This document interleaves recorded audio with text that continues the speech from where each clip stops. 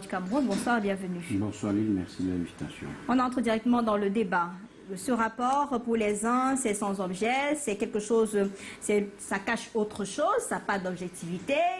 On questionne le positionnement d'Amnesty International dans notre pays. Vous, à votre niveau, en tant qu'avocat, quelle est la lecture de façon générale pour ce qui est présenté même dans ce rapport, différents secteurs, hein, parce qu'il y a l'armée, il y a les populations, il y a les séparatistes, vraiment il y a tout le monde, toutes les parties inversées dans ce rapport.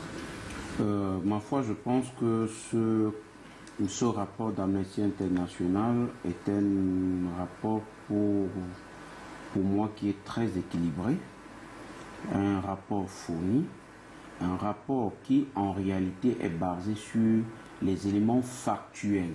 Ce n'est pas des imaginations, c'est des éléments factuels que l'on peut vérifier. Et je voudrais ici attirer l'attention de ceux qui pensent que Amnesty peut, à l'état actuel des choses, dans le nord et le sud-ouest, se permettre certains égards, je dis il faut faire attention.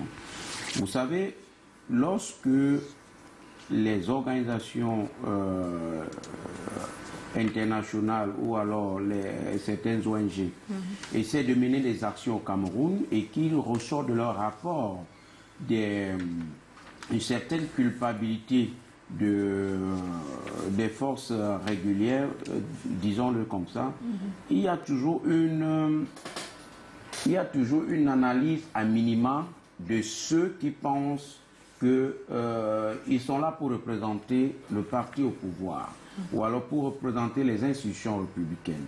Il y a cette phobie, cette peur de toujours vouloir porter un regard critique sur ce qui est. Depuis 6 ou 7 ans, nous sommes tous d'accord qu'il y a des exactions qui sont commises dans le nord-ouest et le sud-ouest. Nous n'avons pas besoin d'un rapport d'Amnesty International pour savoir que ce soit du côté de l'armée, que ce soit du côté des... Surtout qu'on a condamné certains militaires qui étaient impliqués. Les violations sont constatées de part et d'autre.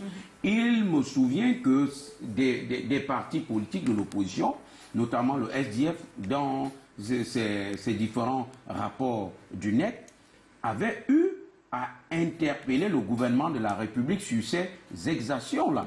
Vous ne pouvez pas aujourd'hui me dire que dans le nord-ouest et le sud-ouest du Cameroun, c'est le calme absolu.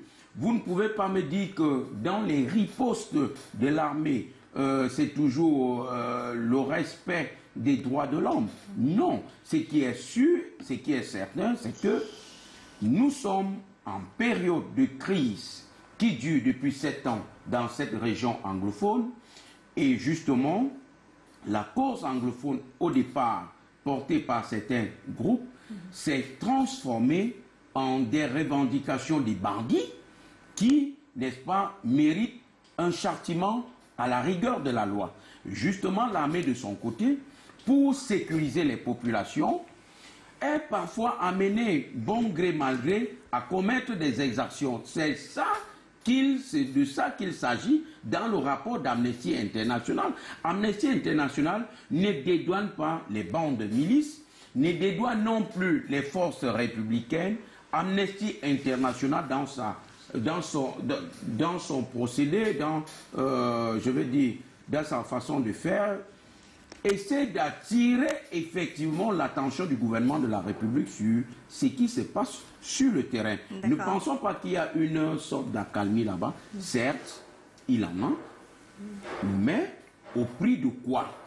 Au départ, je vais chuter par là, au départ, ça c'est pour m'inscrire en faux par rapport au précédent orateur. Au départ, les populations en réalité soutenaient ces milices. Mais vous avez vu que depuis que la situation tourne, est devenue incontrôlable, ce sont ces populations qui sortent, qui dénoncent, et parfois au prix de leur vie. On connaît combien sont passés de vie à trépas pour avoir dénoncé certains ambazoniers. Patrick,